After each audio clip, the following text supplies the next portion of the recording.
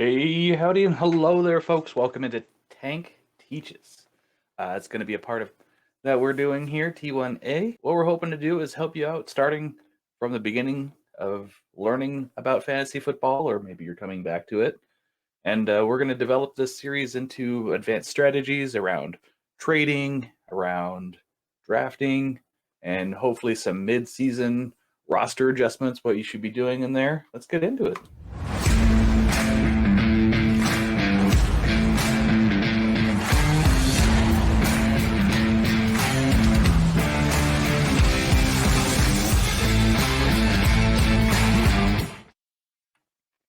All right, welcome back. This is Introduction to Fantasy Football. So we're going to start by talking about a whole bunch of different things, and then as the videos go on, we're going to get into those and explain a lot more. So remember, if you have questions, great. Take some notes, look into it, research it. More than likely, we're going to be touching on those things as we go through. This is where we're starting. We always got to start somewhere. You know some things, you don't know some. Let's go forward. Obviously, to win at fantasy football, you need to score more points than your opponent. In order to do this, you need to set a lineup, understand what's going on with your team, the positions, the projections, the format, the scoring of your league. You need to know what's going on. Otherwise, you're not going to have a clue. You can't get that lucky all the time. We start out by building a roster. This is either going to start by when you draft, which there's different forms of drafts. There's auctions. There are what they call snake or linear. Snake is where it goes through down to the last pick of the first round, and then the whoever picked last at the end of that round gets to pick first the next round. It goes through and alternates. Where linear, it's you have the fourth pick in the draft. Every round you're going to pick in the fourth. You could also be taking over an orphan team. And what that means is somebody likely built a roster or destroyed it, and you are taking over a team that's already in the league, that's already been drafted, that's already had a season or two played. So now you're taking over and starting. The other things that can affect your roster is trading, whether you're trading a player for player, a player for picks, picks for picks, or a combination of all that fun stuff in between. That's another way to build your roster. During the season, you're going to be also have access to free agency, or what we call the waivers or waiver wire, and that's how else you can pick up players during the season and keep building your roster, especially when injuries. When it comes to managing your roster, so you need to make sure you have active players starting. Thankfully, the NFL and everybody has kind of gone away from questionable being like a 50-50 chance of yes, they're playing or no, they're not. And they've added in doubtful. They could be injured, on injured reserve, anything like that. But you want to make sure your players that you have in your starting lineup are active and ready to play. You can identify good and bad matchups for your players. So, say your running back is going against the number one rushing defense. Not likely he's going to have the best game, but if he's your best running back and the other ones don't have a good option or chance to score you points, it's probably going to be better just to play your best player, even though it's a bad situation. You need to sometimes bench underperforming players. Maybe you have a wide receiver that's supposed to break out this year, and he's just not doing it.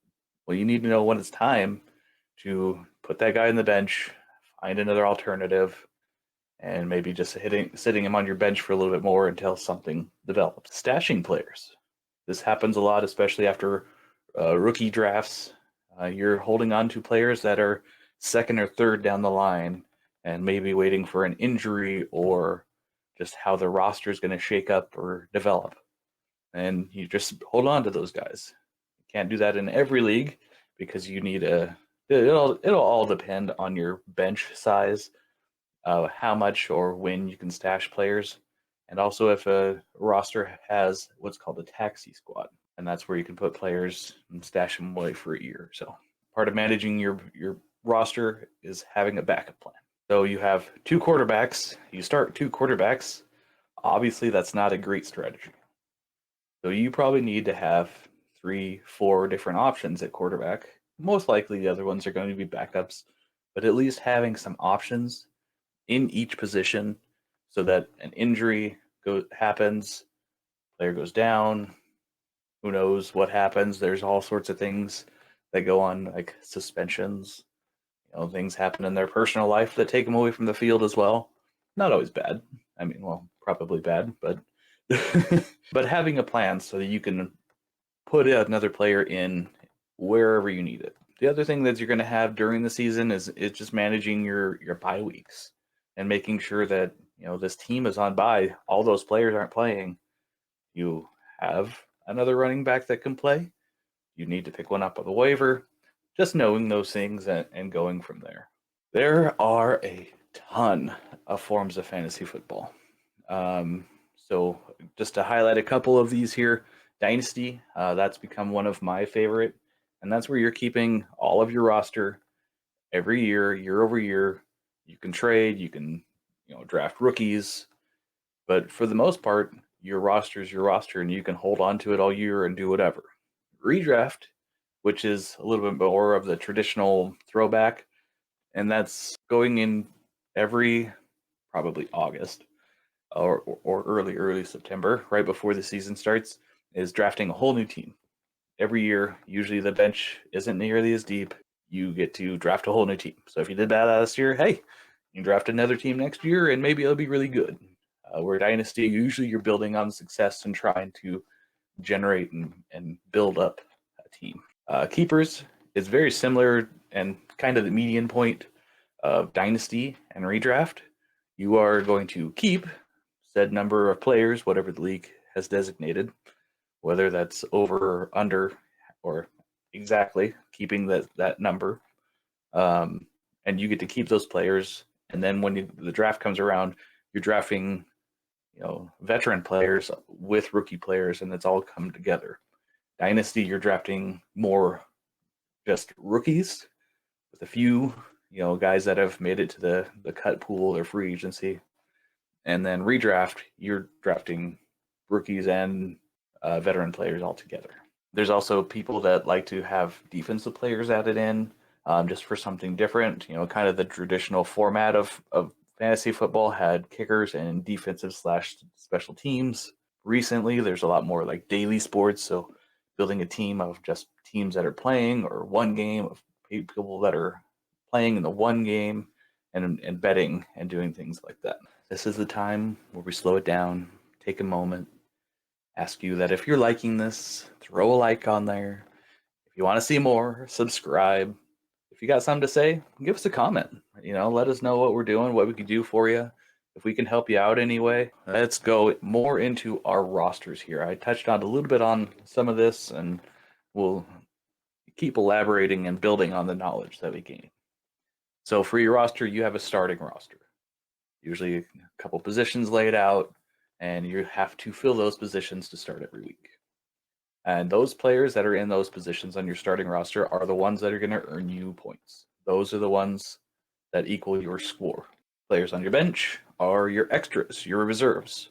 Unfortunately, if you have a quarterback that gets injured in the middle of the game, it's not very likely that you can substitute him out. Usually once the game starts, that player locks, and you can't sub him out.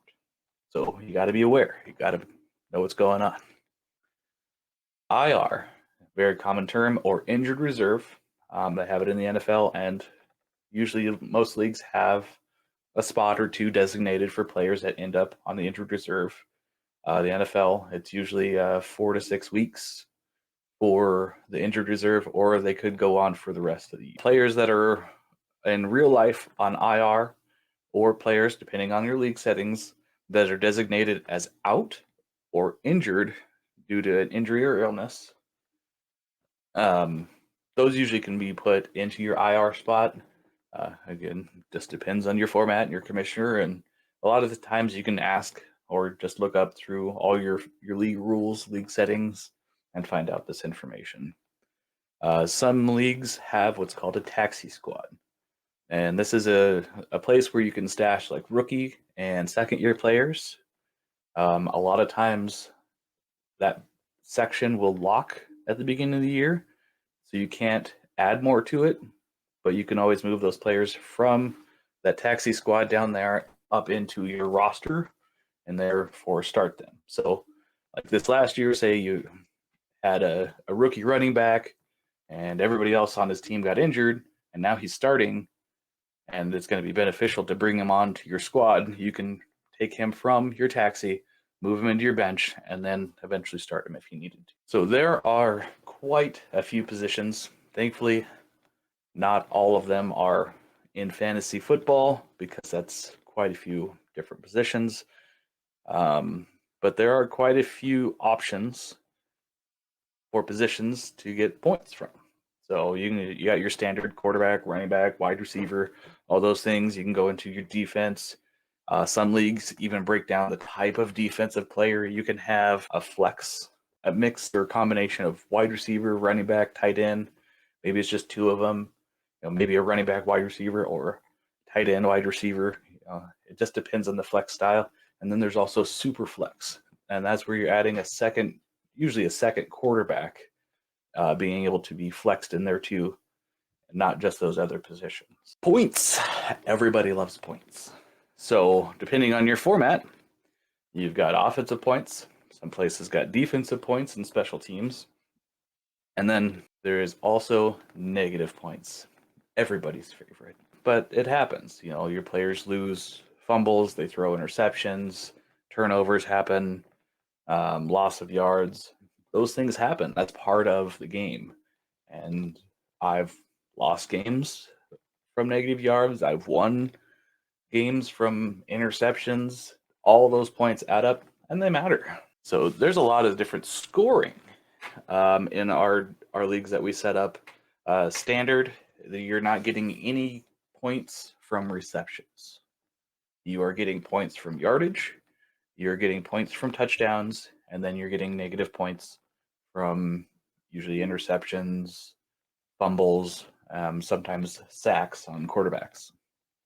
There is some half PPR, so point per reception, PPR. You're getting a half, so that's giving you 0.5 per reception. So they need 2 receptions to equal 1 point, but you don't have to have a whole point. Most formats out there will allow half points or partial points. If your guy runs for 6.3 yards, you're probably going to get 0.63 points. So there's also full PPR, a full point per reception. And then there's a few leagues that I'm in where we have a tight end premium, and that's an extra half point per reception for tight ends, just because there's a big disparity between the volume that they get and the top end and the middle tier of tight ends, that it kind of helps bolster that position. And then I've also seen what's called a tiered point scale, where running backs will get a half point per reception, wide receivers get a full point per reception, and then tight ends get like 1.5 points per reception. You also have your defense, usually how much the other team scores against that defense, and then turnovers. There's also special teams, whether they're returning kicks. Kickers are different than special teams. They don't get the points if your kicker kicks for the special teams. They usually have their own column. We made it through. That's the first one. We've covered an introduction to fantasy football, an introduction to rosters, positions, a little bit on scoring. The next one that we're going to be doing for you is building and managing the roster a little bit more. I look forward to helping you out. Again, if you've got any comments, please let me know. Love to see how I can help you.